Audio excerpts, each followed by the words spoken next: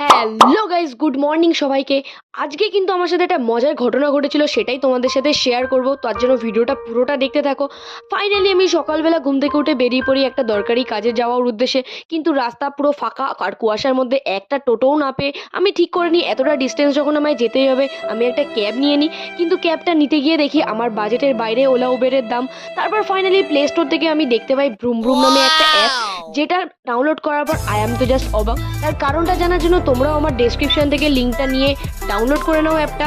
আর ওখান থেকে ফাইনালি আমি ক্যাব বুক করার পর পেয়ে গেছি 500 টাকার ওপর ক্যাশব্যাক, যেটা আমি স্ক্রিনে শেয়ার করছি। তারপর আমাদের মেন ডেস্টিনেশন টেকনো মেনে আমরা চলে আসি। আর ওখানে ছিল আজকে একটা ইন্টারভিউ, কিন্তু ইন্টারভিউটা আজকে ক্যান্সেল হয়ে যায় কিছু টেকনিক্যাল ইস্যুর জন্য। তারপর ফাইনালি বাইরে বেরিয়ে আমরা পেট পুজো করার পরে ওখান থেকে বাস ধরে বিধাননগর স্টেশন, তারপর ডাইরেক্ট ওখান থেকে আমি বাড়ি চলে আসি।